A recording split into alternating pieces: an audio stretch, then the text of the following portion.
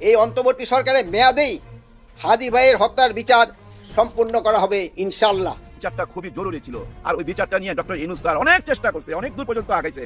হাদির ব্যাপারটা কথা দিছে ভাই, কথা দিছে। সরকারের পক্ষ থেকে একজন ম্যাডাম আসছিলেন, ওনারা কথা দিছিলেন যে আজকে 11টার সময় আমাদের গোয়েন্দা বিভাগ জানাবে হাদির ব্যাপারটা। এই কথা দিয়ে আসছিল 11টার সময়। আমি শুনছি ভাই কি বলছে, আপনারাও শুনছেন। 11 জন অ্যারেস্ট হয়েছে এই পর্যন্ত। পুরো রাজনীতিতে মুহূর্তের মধ্যে তোলপাড়, সমস্ত গণমাধ্যমের দৃষ্টি, পুরো রাজনীতির দৃষ্টি জামাত এনসিপি জোটের দিকে।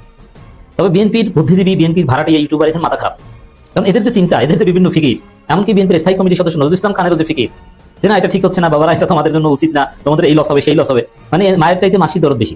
জোট করে এনসিপি, আর এনসিপির ভালোর জন্য বিএনপি কান্দে। নজরুল ইসলাম চৌধুরী ওরফে বাপ্পি, সাবেক কাউন্সিলর ও যুবলীগ নেতা রাকিবুল ইসলাম, মিরপুর এলাকায় ছাত্রলীগ নেতা রুবেল, ছাত্রলীগ নেতা ফিলিপস।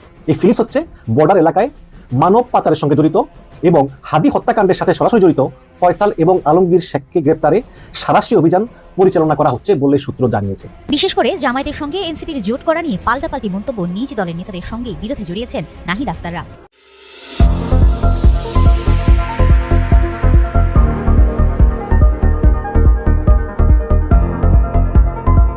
এতক্ষণ শুনছিলেন শিরোনাম, এবার বিস্তারিত। যারা চ্যানেলটি সাবস্ক্রাইব করেন না, চ্যানেলটি সাবস্ক্রাইব করে দিবেন। কথা না বাড়িয়ে চলুন আমরা সকালে স্ক্রিনে চলে যাই। শহীদ হাদি আজকে মোদির জবাব, হ্যাঁ মোদিকে জবাব দেওয়া হচ্ছে শহীদ হাদিকে দিয়ে। শহীদ হাদি জুলাই যে বিপ্লবটা ভাই, এই বিপ্লবটা ধামাচাপা পড়ে গেছিল, শহীদ হাদি বাঁচায় দিয়ে গেল তার জীবন দিয়ে। এটা আপনারা বিশ্বাস করেন?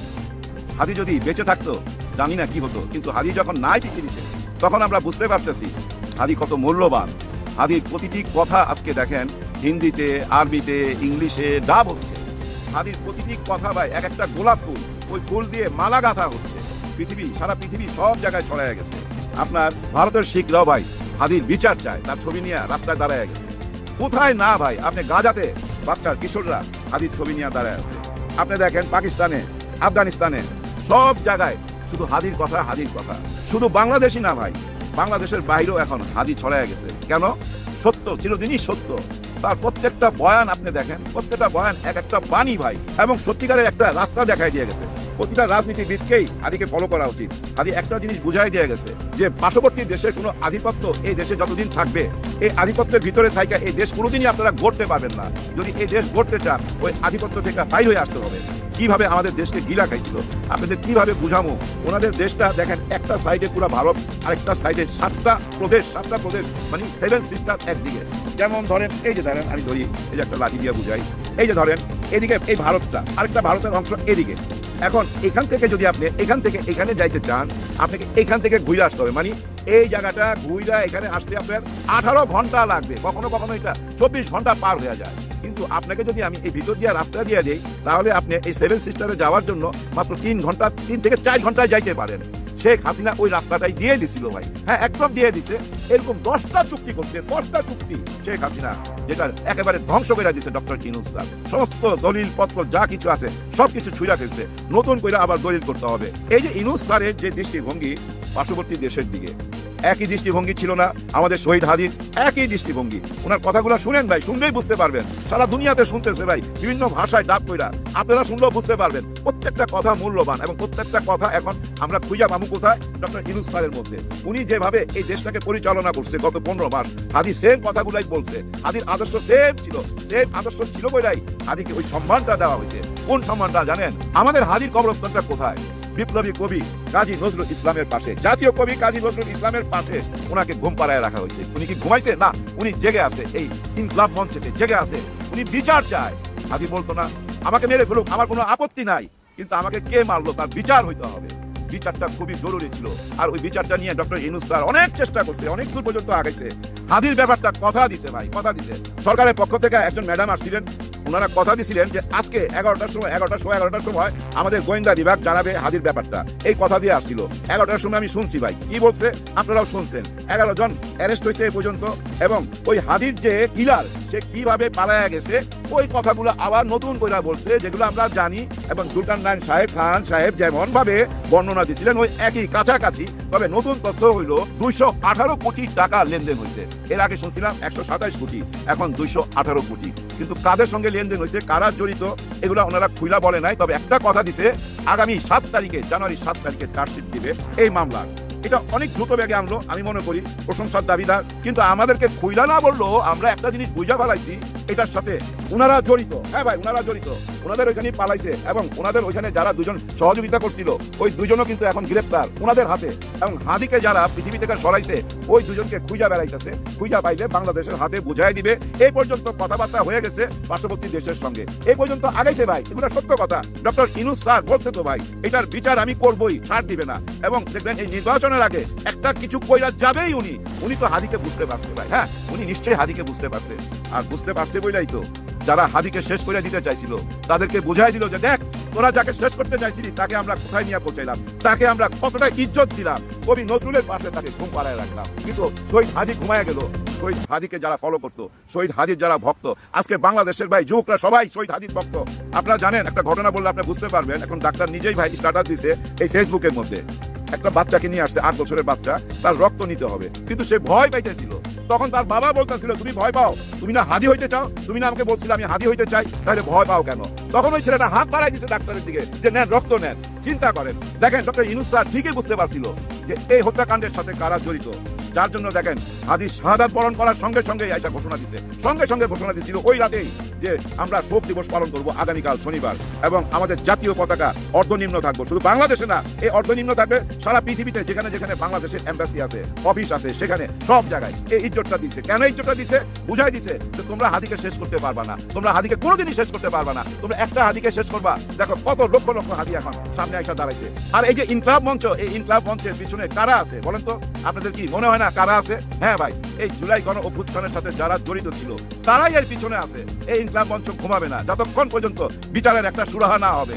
এটার সাথে কারা কারা জড়িত এটা কিন্তু রহস্যময়। হ্যাঁ ভাই, খুবই বড় রহস্যময়।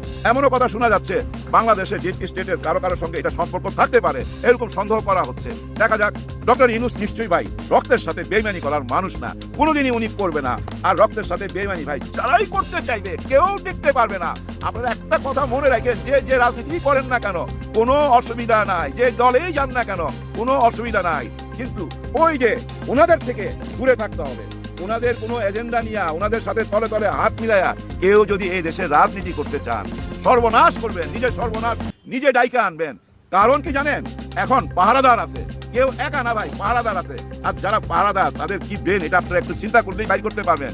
দেখেন 25 তারিখে তারেক রহমান সাহেব আসলো, ওকে, সমস্ত আলোচনা তারেক রহমান সাহেব। দেখেন শহীদ হাদির কবরস্থানে তারেক রহমান সাহেব গেল, ওইটাও কিন্তু খুব প্রশংসা কুড়াইলো। এবং উনি আবার নতুন করে এই দেশের আইডি কার্ড নিল, উনি নির্বাচনের জন্য প্রস্তুতি নিল, ওনার সিগনেচার নিল, সবই হইল। এরপরে কি? এরপরে দেখেন আবার জায়গা উঠে না, ইনকলাব মঞ্চ, এরপর আবার ইনকলাব মঞ্চ। তার মানে কি বুঝতে পারছেন?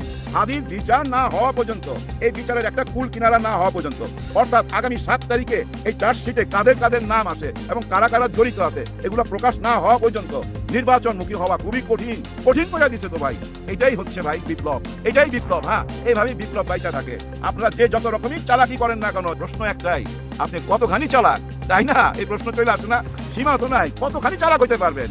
বাঘের উপরে তো টাক থাকে, কথায় কথায় বলে না বাঘের উপরে টাক আছে, ঠিক তেমনি ব্যাপারটা। বাংলাদেশে ভাই 3টা দল করার চেষ্টা করা হয়েছিল, যে 3টা দল হবে। কোনটা? বিএনপি সবচেয়ে বড় দল, জামাতে ইসলাম তার সাথে 8 দল, এখন হয়ে গেছে 13 দল। 13 দল কাকে নিয়ে? এই যে এনসিপি কে নিয়ে, যেটা 3 নম্বর শক্তি হিসাবে আত্মপ্রকাশ করতে চাইছিল। কিং পার্টি বইলা যাকে বলা হইতো এবং মনে করা হইতো ডক্টর ইউনূস স্যারের দল এটা। হ্যাঁ, ডক্টর ইউনূস স্যারেরই দল ছিল এটা। কিন্তু ডক্টর ইউনূস স্যার ওনাদেরকে মাঠে ছাইরা দিয়ে খেলা দেখতেছিল, যে কেমন খেলে, কয়টা গোল দিতে পারে দেখি। ওরা কিরকম খেলতেছিল, ওনাদের কি খেলা দেখলাম, ওনাদের খেলাটা অনেকটা এরকম হয়ে গেছিল, ওই যে পুরানা দিনের ঘড়ি আছে না, দেওয়াল ঘড়ি, ওর মধ্যে প্যান্ডোলিয়াম থাকে না, একবার এদিকে বাড়ি খায়, একবার এদিকে বাড়ি খায়, ওদিকে টাইম ঘুরতে থাকে। ওনারা বাড়ি খাইতেছিল, একবার জামাতের দিকে, একবার বিএনপির দিকে, আবার কখনো কখনো ওই তাসলিম জারার মতো মাঝখান দিয়ে। কিন্তু পুরা ব্যাপারটা কি একবার হিসাব মিলিয়ে দেখেন তো, অঙ্ক করলেই বুঝতে পারবেন। 2 খালি 4 হয় না ভাই, পাশাপাশি লিখলে 22 হয়ে যায়। এমন তো নয় যে বিএনপির ভিতরে ঢুইকা ওনাদের সঙ্গে বন্ধুত্ব করার চেষ্টা কইরা ওনাদের মনের খবর, ওনাদের ভিতরের খবর সব কিছু যায় না শুই না, তারপরে চলে আসলো কোথায়? আসল জায়গায়। বাংলাদেশের রাজনীতিতে মানুষের যে নতুন চরিত্রগুলো উন্মোচন হচ্ছে, এটা আমাদের জন্য খুব ভয়াবহ সিনড্রোম বলে মনে করছে। গত 16টা বছর যে বিএনপি মজলুম ছিল, আজকে তাদের আচরণ অনেকটা আওয়ামী লীগের মতো লাগছে আমাদের কাছে। প্রশ্ন করবেন এমন কথা বললাম কেন হঠাৎ করে?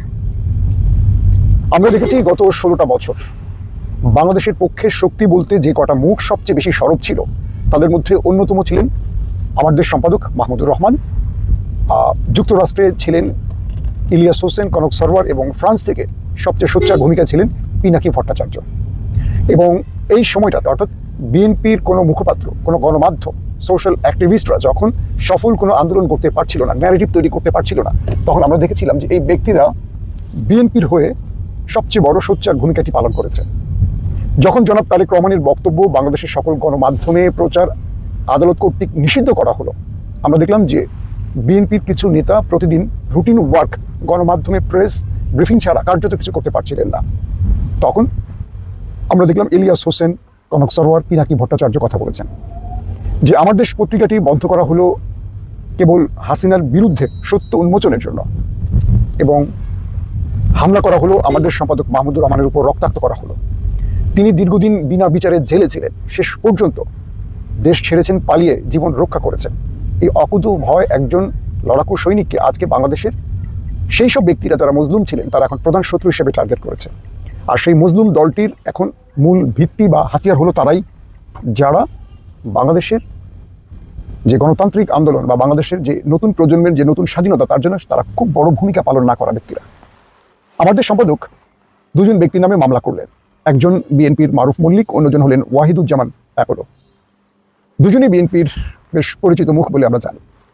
কিন্তু আমাদের সম্পাদক এই দুজনের বিরুদ্ধে মামলা করলেন কেন, এটা আপনারা ইতিমধ্যে শুনে গেছে।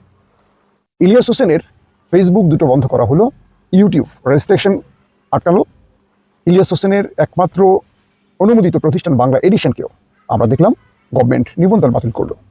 যারাই বিপ্লব সৃষ্টি করলো, আমরা দেখেছিলাম যে আসিফ, নাহিদ, সার্জিস, হাসনাতরা একদম প্রকাশ্যে সেই সময়টিতে বলেছিলেন যে এই আন্দোলনটা একদিনের না, এই আন্দোলনটাকে প্রায় এক যুগ ধরে তৈরি করেছিল এই ব্যক্তিরা, ইলিয়াস, কনক, পিনাকি, মাহমুদুর রহমান, এদের নামগুলো এসছে। কিন্তু আজকে তারা এই বিপ্লবী সরকারের কাছে ভিলেনের রূপ নিলেন। মারুফ মল্লিক তার গত 5 তারিখ অর্থাৎ হাসিনা পালাবার আগ পর্যন্ত, হাসিনা যে পালিয়ে গেলেন তার পরের না আগে, তার ভূমিকা কি কম বেশি আমরা জানি। ওয়াহিদুজ্জামানের বক্তব্য বা তিনি দেশের জন্য বা বিএনপির জন্য কি করেছেন কম বেশি সেটাও আমরা জানি। কিন্তু মাহমুদুর রহমানের অবদানকে যারা খাটো করছেন, যারা তাকে চিহ্নিত করছেন, রাজনৈতিক কারণে টার্গেট করছেন, তাদের বলছি আজকের দিনই দিন না, আগামী একটা দিন আছে, সেই দিন আপনাদের পক্ষে কথা বলার কেউ থাকবে না। আমি আমার মতো একজন ক্ষুদ্র মানুষও দেশ ছেড়েছিলাম এবং আমি আমার নিজের অবদানকে প্রকাশ করতে চাই না। জাস্ট এইটুকু বলি, আমরা বিএনপির কাছে কোনো দয়া ভিক্ষাও যেমন চাই না, পদবীও ভিক্ষা চাই না, এবং বিএনপির নামে চাঁদাবাজি করি না। যদি আমাদেরকে দেখে কেউ বিএনপিকে চেনে, সেটা দেখবে একটা ক্লিন বিএনপি, কিন্তু তাদেরকে দেখে যারা বিএনপিকে চিনবে তারা চিনবে চাঁদাবাজ বিএনপি। এখন বিএনপি কাদের অন করবে সেটা বিএনপি চিন্তা করবে। আমি দেখছি যখন 21শে আগস্ট গ্রেনেড হামলায় শেখ হাসিনা বিএনপিকে জড়িয়ে রায় দিল, সমস্ত দায়ভার জিয়া পরিবারের ঘাড়ে চাপানো হলো, বিএনপির ডাকসাইটে সব নেতাদের ফাঁসানো হলো, সেই সময় ইলিয়াস তার অনুসন্ধানমূলক যে রিপোর্টটি করলো, পুরো বাংলাদেশ স্তব্ধ হয়ে গেল। যে কাজটি কেউ করতে পারলো না সেটা ইলিয়াস করলেন। তারেক রহমান বললেন তার একজন ঘনিষ্ঠ ব্যক্তিকে যে ইলিয়াস এই কাজটি কি করে সম্ভব, ওর মতো একটা একজন মানুষ প্রবাসে বসে এত চমৎকার অনুসন্ধানমূলক রিপোর্ট কি করে তৈরি করলো। আদালতের ফাঁক ফকর, হাসিনার মিথ্যাচার সকল কিছু ফাঁস করে দিয়েছিল ইলিয়াস তার রিপোর্টের মাধ্যমে। কিন্তু দেখেন আজকে ইলিয়াস প্রধান টার্গেট, কারণ রাজনৈতিকভাবে ইলিয়াস চাঁদাবাজদের বিরুদ্ধে দাঁড়িয়েছে, টেন্ডারবাজদের বিরুদ্ধে দাঁড়িয়েছে, যারা ভারতের লেসমেন্সার তাদের বিরুদ্ধে দাঁড়িয়েছে, যারা ভারতের পক্ষে কথা বলছে তাদের বিরুদ্ধে দাঁড়িয়েছে। পিনাকির অবস্থানটাও তাই। পিনাকি হয়তো বিএনপির সমর্থনকারী নয়, কিন্তু বিএনপির প্রতিটি বক্তব্য, পিনাকির প্রতিটি বক্তব্য, তার ন্যারেটিভগুলো বিএনপির পক্ষে গেছে বিগত সময় ধরে। আজকে বিএনপি তার পক্ষে কথা বলছে না, তাকে আওয়ামী লীগের সুরে অ্যাটাক করার চেষ্টা করছে। দেখেন, কেউ বিএনপি সমর্থন করবে, কেউ জামাত সমর্থন করবে, যে যেটাই সমর্থন করুক না কেন, দিন শেষে এরা প্রত্যেকেই ফ্যাসিজমের বিরুদ্ধে লড়াই করা মুখগুলো। এদের অবদানকে যখন খাটো করবেন, আজকে আমি দেখলাম আমাদের ভাড়াটে সাংবাদিক, যিনি ভাড়ায় চালিত সাংবাদিক হিসেবে বাংলাদেশে পরিচিত, জোকার 9, তিনি মাহমুদুর রহমানের পাসপোর্টের একটি ছবিকে দিয়ে অনেক রকম তথ্য উপাত্ত ছাড়লেন এবং বিএনপি সেটাকে শেয়ার করছে এবং বিএনপি মাহমুদুর রহমানকে ভিলেন বানিয়ে ফেলছে, কারাপ্টেড ব্যক্তি বানাচ্ছে বা তুর্কি এজেন্সির লোক বানাচ্ছে, দেশদ্রোহী বানাচ্ছে। একবার চিন্তা করবেন জোকার 9 কে আসলে? তিনি সেনাবাহিনী থাকা একজন ব্যক্তি, যিনি অনৈতিক কাজের জন্য, অসৎ পথ অবলম্বনের জন্য চাকরি হারিয়েছেন, যিনি বাংলাদেশের শেখ হাসিনা যে গোপন সফটওয়্যার কিনেছিল ইসরায়েলের কাছ থেকে, পেগাসাস, আপনারা জানেন সে পেগাসাস যেই সফটওয়্যারের মাধ্যমে আমাদের সকল ফোন ট্র্যাপিং করা হতো, রেকর্ড করা হতো, যেই সফটওয়্যারের মাধ্যমে বিরোধী দলের নেতাদেরকে গুম, খুন, ক্রসফায়ার করা হতো, বিরোধী দলের সকল অবস্থান, তাদের বক্তব্য রেকর্ড করা হতো, তারা গোপনে আড়ি পেতে সব শুনতো। এই গোপন ভয়ঙ্কর নিষিদ্ধ সফটওয়্যারটি বাংলাদেশে এসেছিল, যাদের হাত ধরে তাদের মধ্যে এই জোকার 9 একজন। তিনি অর্থের কারণে তিনি ভাড়াটে হয়ে কাজগুলো করতেন।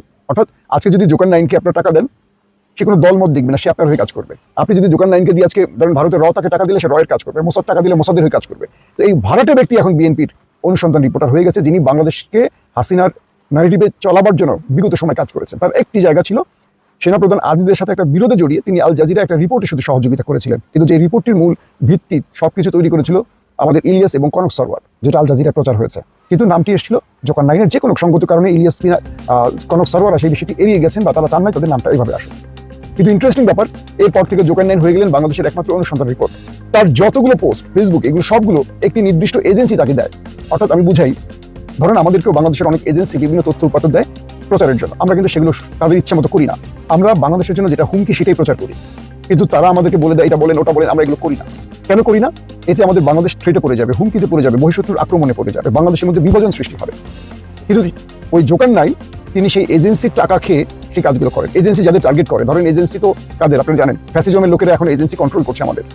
এবং আপনারা শুনেছেন হয়তো গণমাধ্যমে যে একটি এজেন্সি ওসমান হাদিকে তার ইনকিলাব সেন্টারে নিয়মিত পর্যবেক্ষণ করতো, তাদেরকে মনিটর করতো, এবং যে খুনি তাকে গুলি করে পালিয়েছে, বলা হচ্ছে যে বাংলাদেশের কোনো এজেন্সি তাকে নিরাপদে দেশ ছাড়া, মানে দেশ থেকে সরে যেতে অথবা দেশে গোপন করে রাখতে সহযোগিতা করছে।